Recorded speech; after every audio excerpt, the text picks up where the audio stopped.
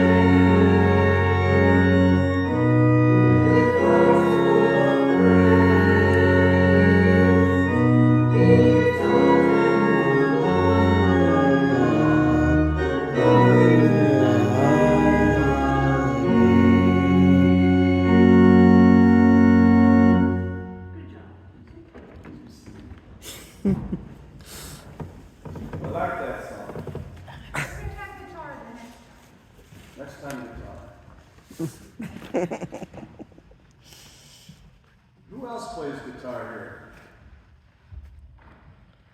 Oh, wise guys, eh? I just had a horrible April Fool's Day. I usually get to pull some pranks or some jokes or gags on my grandkids, but everyone was away. Nobody was around, Kathy was busy all day, and ironically, I had to officiate a last-minute funeral for the mother of a neighbor who was unable to work out funeral details with her own clergy person. I do admit that I was thinking about some April Fool's puns that might impact the funeral. She's my neighbor, right? I mean, I'm helping her out, so why would it be a problem? But upon deeper consideration, I decided that anything I said would be wrong.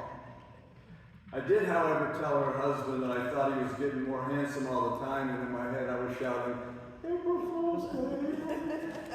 Just me, right? But in memory of a lost April Fool's Day yesterday, I do have a couple of really bad puns for you. What kind of pickles do spring flowers like?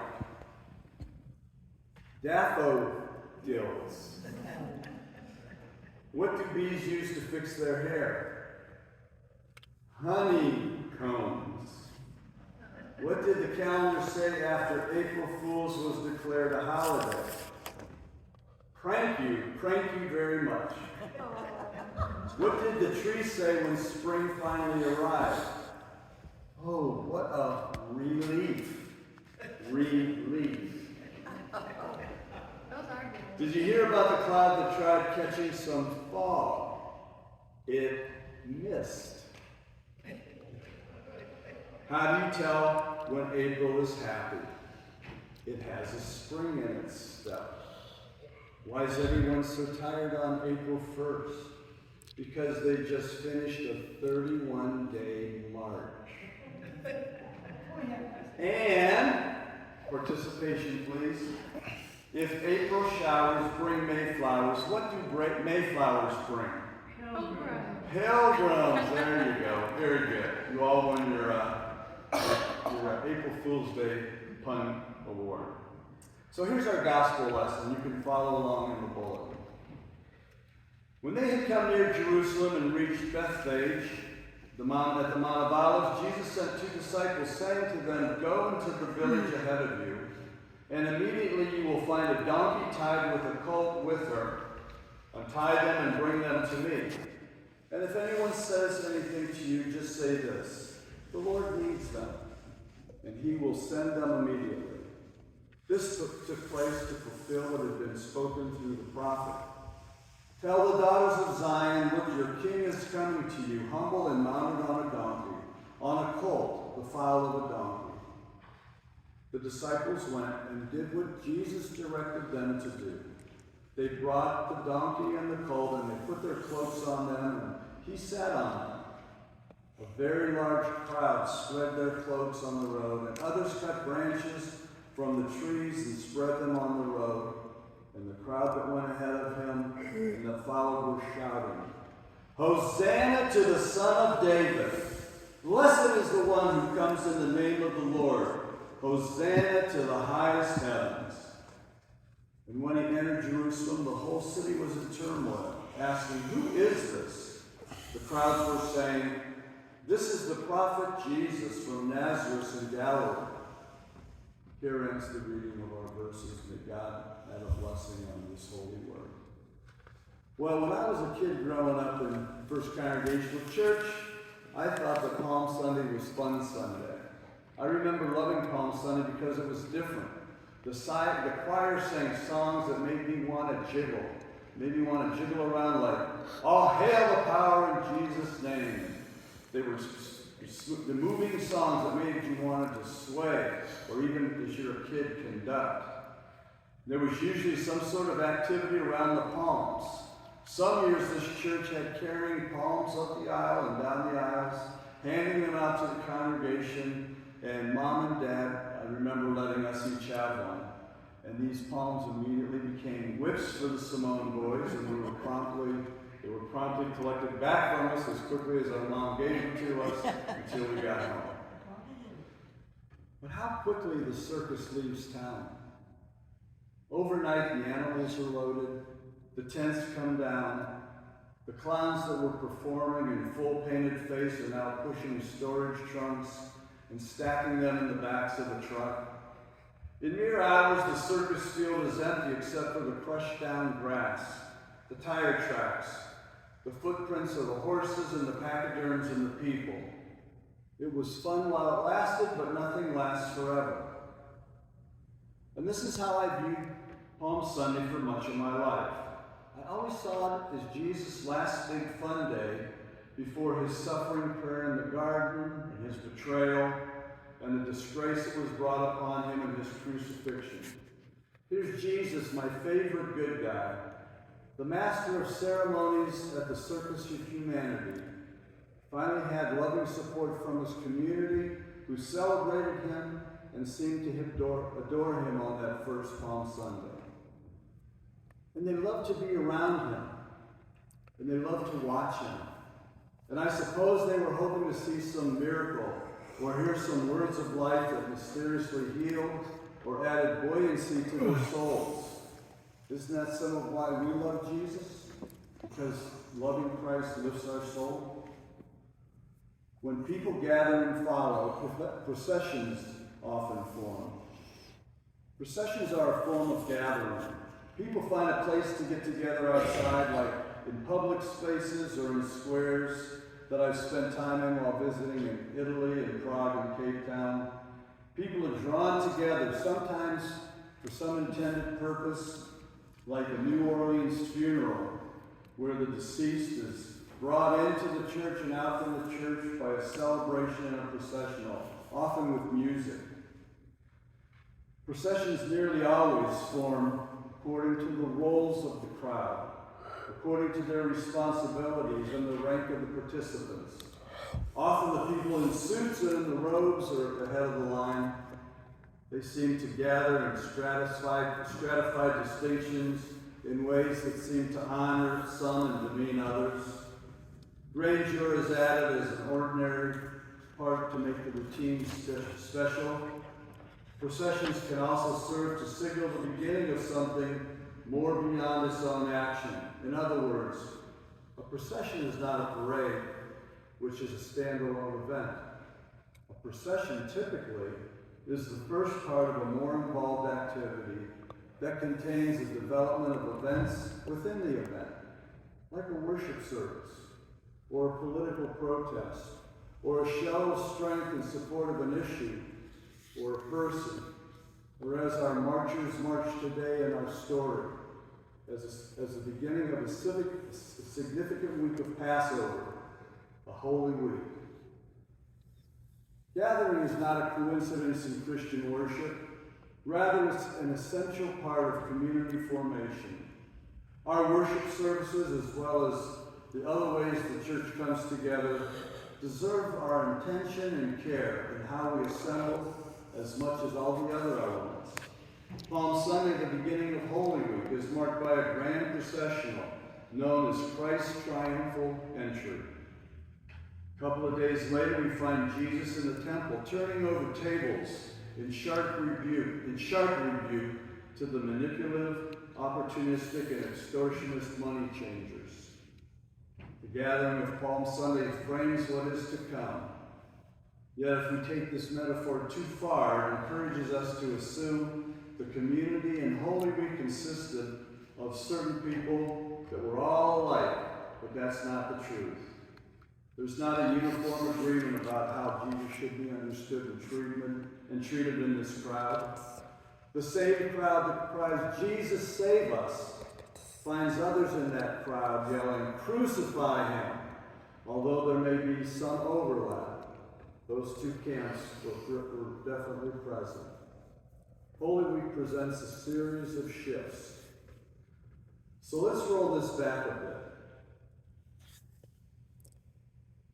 Let's understand the attitudes and the expectations of those who were present.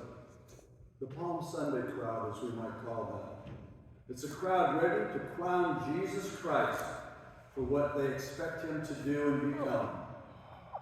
Many in the crowd were caught up in the movement rather than making a purposeful, deliberate choice of their own to join Jesus in the cosmic assignment of taking on liberation and redemption and restoration.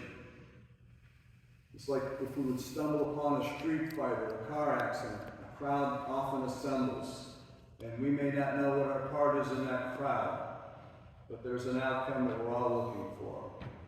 When Jesus rode in Jerusalem, many hoped it was going to bring a regime change, that Jesus was going to turn the tables. This was the day that God's people had been praying for. They'd been under the boot of Roman rule. They had been reduced to nothing more than a puppet state. They had no king because the Romans wouldn't allow them to have a king. They could appoint a high priest, but the Romans said, "We have to approve whomever you choose. And make sure that your priest never gets any ideas about leading a revolt in the effort to create a Jewish state. To prevent that, we're going to keep all the ceremonial robes of your high priest locked away up in our guard towers. And you can get them for Passover and other holy days, but only if you behave yourselves." The Romans had built a fortress named after Mark Antony, the Antonia. They built it right up against the side of the temple.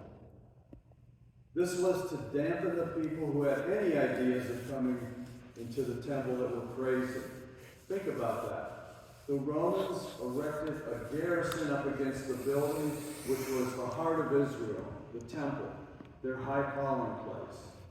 This was the structure that meant the world to the Jews.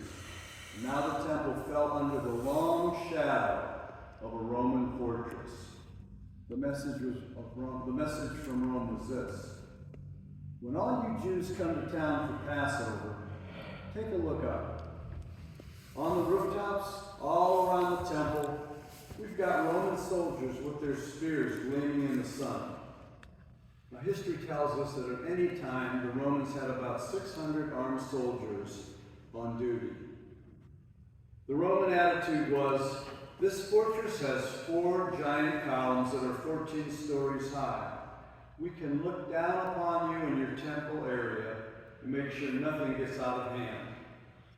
Yet despite the crippling power of the Romans, the Jews had not given up hope.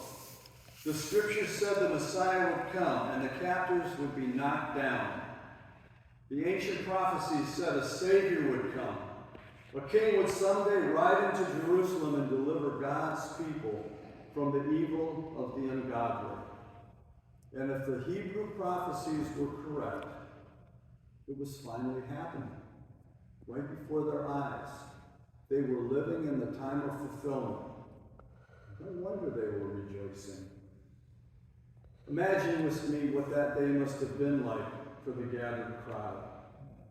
Because the rabbis had said it would happen on Passover. The true Messiah would come and judge the ungodly. Certainly, if anyone was ungodly, it was those Roman scoundrels. It's Passover week. There are hundreds of thousands of Jews from all over the world, all over the known world. And they've come to Jerusalem for Passover. And they fill the streets. And as they fill the streets, a victory parade starts to form in the edge of the city. A long parade that will go into the heart of Jerusalem, right to the temple. And people turn to each other and say, this prophet from Nazareth, this Jesus, he's got to be the one. He has to be. Why, he just healed 2 people who were blind. He's incredible. And Jesus is coming toward the city. And he's rocking slightly back and forth as he comes down the steep hill of the Mount of Olives. People are waving and shouting, and he's riding on a small donkey colt. And it's just like the prophet Zechariah said it would be. Look, your king is coming to you.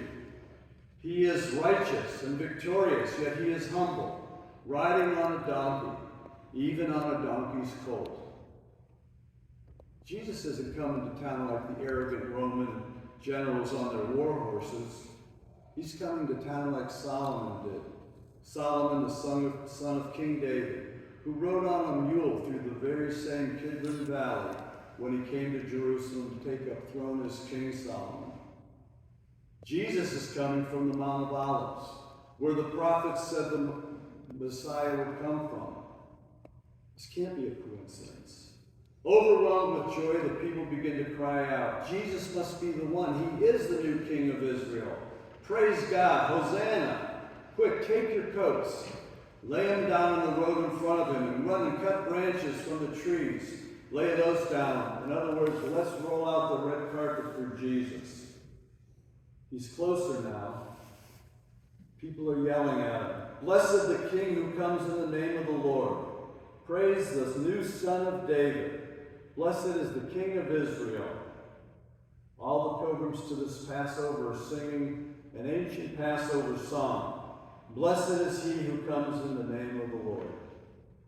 And there's the blessed one himself, finally coming to judge the evil ones. The crowd can't wait to see what happens when he rides into Jerusalem. They think to themselves, the Messiah will judge the ungodly. He'll finally remove the pagan Romans from power. He'll ride right up to the Antonia. He'll make his way to their fortress, the very heart of the ungodly, and he will drive them out. Then their glorious temple will finally be free and cleansed from the pagan Romans. And then something really odd and unexpected happens. Jesus didn't go to the Roman fortress as expected. He takes the other turn slightly and goes to the temple. He doesn't address the Roman fortress, the heart of the enemy occupation. He doesn't go to the barracks and drive out the ungodly soldiers and politicians. He goes to the temple, the heart of the Jewish faith, and drives out the people who are providing an unfair service of convenience for those coming to worship. Because Scripture tells us he chased out the money changers. Money changers who were making huge profits from exchanging the various currencies of the Roman realm into the currency used in Jerusalem. They cheated the people who were simply trying to purchase a sacrifice, that their sins might be forgiven and their lives might be redeemed. He's bringing integrity back to the temple by casting out those making a profit off of a spiritual sacrifice. Jesus began a week of Jewish worship and Passover celebrations by entering the city on a donkey. When Jesus comes to town, things start to happen in Jerusalem. And as we know, things can change really fast, as they do in the days that follow. And as it was 2,000 years ago, it is so to us in 2003. When Jesus comes to town, to our lives, you just never know where that might go. When Jesus comes to our lives, you can never be sure of what he might do. He might challenge the things that we hold the most dear, the things that keep us or others kind of away from God. He might have questions for us, corrections. He might look deeply into our eyes to see our intentions and our dreams. But be clear, the new king has come, Hosanna. And when he rides into town, he's going to have some things to say. And it just might not be what we as the people of God are thinking and expecting. It might be the message we most need to hear, but the one we don't want to hear at all. May God have a blessing. Amen.